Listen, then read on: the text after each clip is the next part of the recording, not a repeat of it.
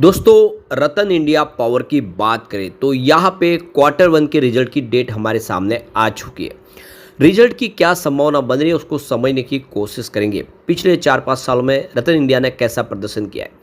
Power sector की एक बहुत ही मजबूत कंपनी है। पहले इंडिया बुल्स पावर हुआ करती, बाद में रतन इंडिया पावर नाम हो गया इसका। अब आप देख ही सकते हो कि इस समय प्राइस बहुत नीचे है और स्टॉक की परफॉर्मेंस देख के समझने की कोशिश करें आने वाले इसमें क्या संभावना बनेगी।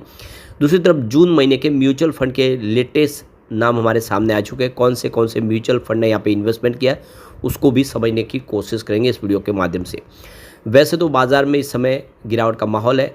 फ्राइडे को भी बाजार में काफ़ी बड़ी गिरावट, करीब 550 पॉइंट की गिरावट थी बीएससी सेंसेक्स में। उसके बाद भी रतन इंडिया पावर ने अच्छा प्रदर्शन किया है, लगभग 1.5% के आसपास की तेज़ी बनी है। अब आगे की क्या संभावना बन रही है उसको समझेंगे और कौन से म्यूचुअल फंड के अलावा जो एफआईडीआई का रुझान कैसा है उसको भी जानेंगे। जून महीने में कैसा निवेश हुआ है उसको समझेंगे इस वीडियो के माध्यम से।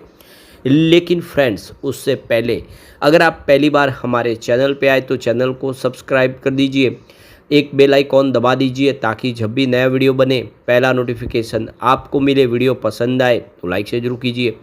चलो फ्रेंड्स वीडियो स्टार्ट करते हैं। मैं हूँ आपका दोस्त एसबी दवे और हमारे अपने चैनल ऑनलाइन कमाई में आपका बहुत बहुत स्वागत है। तो सबसे पहले रतन इंडिया पावर के कारोबार की बात कर ले तो देख सकते हो कि 15.30 पर क्लोजिंग थी फ्राइडे को, जहाँ पे 1.39% की तेज़ी देखने को मिली।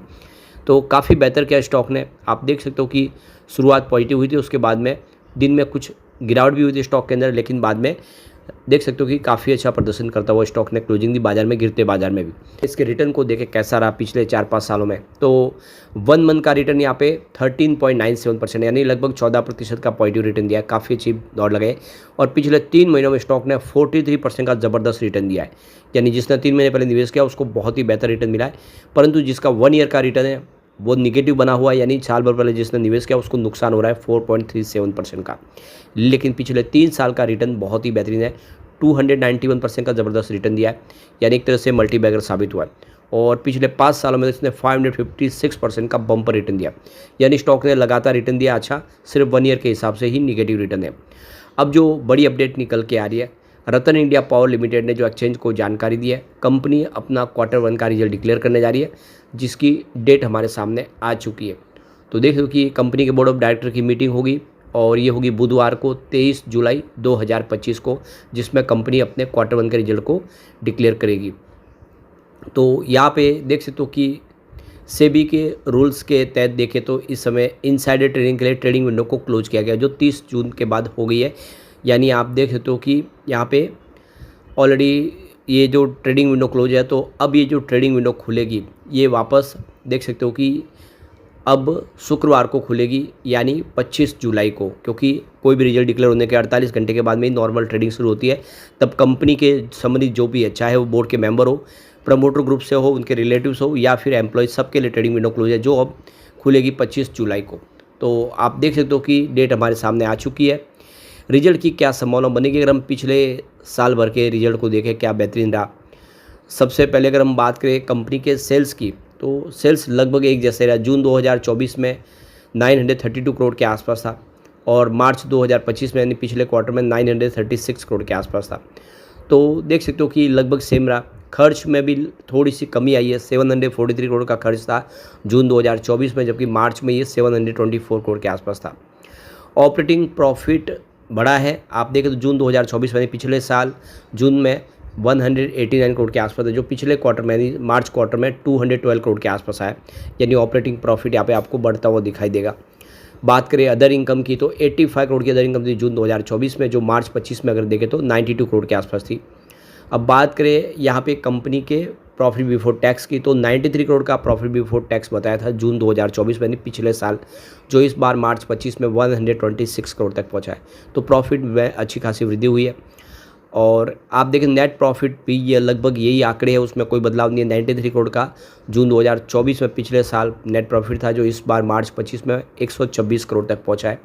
ओवरऑल प्रदर्शन देखें तो बेहतर रहा है। ईपीएस में वृद्धि हुई है, 0.17 रुपीज़ के आसपास था जून 2024 में, जो मार्च 25 में बढ़ते हुए 0.23 रुपये तक आ गया है, यानी ओवरऑल प्रदर्शन बेहतर रहा है। अगर हम पिछले 3-4 सालों से देखें किस तरह से कंपनी का परफॉर्मेंस रहा है, तो सबसे पहले अगर हम बात करें मार्च 2021 की, तो रेवेन्यू कंपनी का 1559 करोड़ के आसपास था और ऑपरेटिंग प्रॉफिट कंपनी का 1714 करोड़ के आसपास था, जबकि कंपनी को 941 करोड़ का लॉस हुआ था, यानी कंपनी लॉस में थी।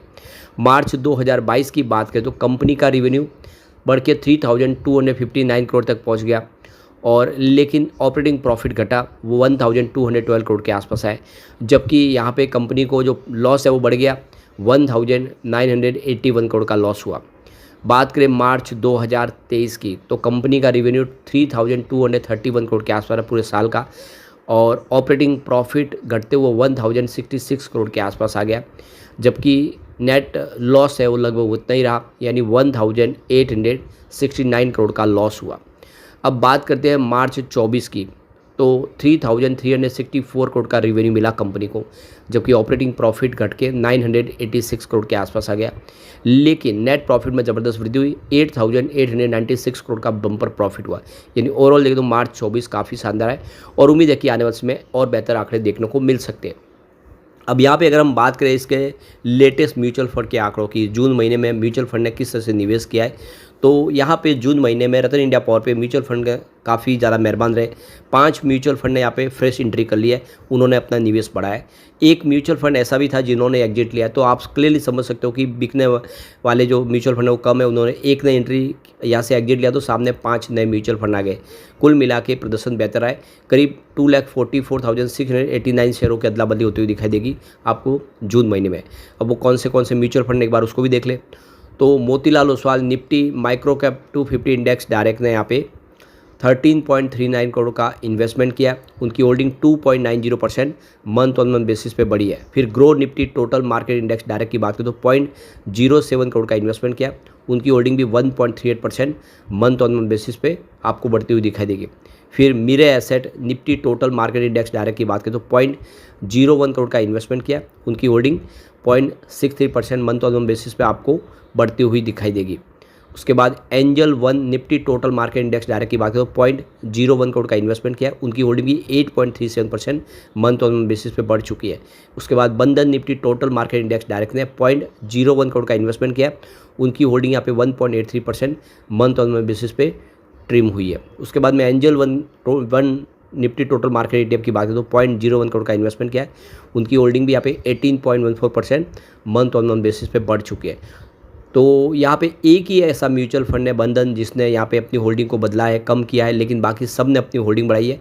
ये शुभ संकेत जो आने वाले समय रतन इंडिया पावर को बेहतर हमें प्रदर्शन करता हुआ देख सकते हैं।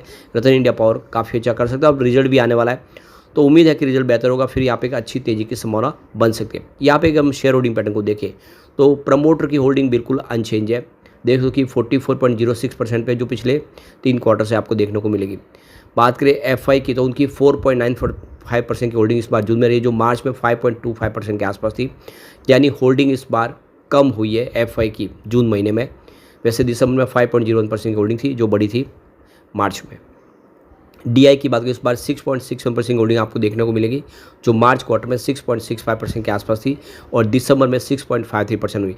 यानी इंडिया के जो बड़े फंड हाउस है वो लगातार हर क्वार्टर में अपनी होल्डिंग को बढ़ा रहे, रतन इंडिया पावर पे भरोसा करें।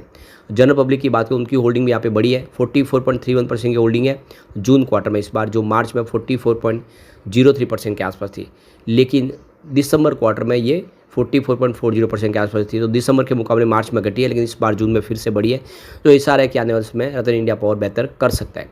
लेकिन फ्रेंड्स, कोई भी इन्वेस्टमेंट करने से पहले अपने फाइनेंशियल एडवाइजर से एडवाइस ले ले या अपना खुद का रिसर्च करें, क्योंकि मैंने वीडियो आपके एजुकेशनल पर्पज़ के लिए ही बनाया। वीडियो पसंद आए तो लाइक से जरूर कीजिए और चैनल को सब्सक्राइब कर दीजिए। Thank you friends.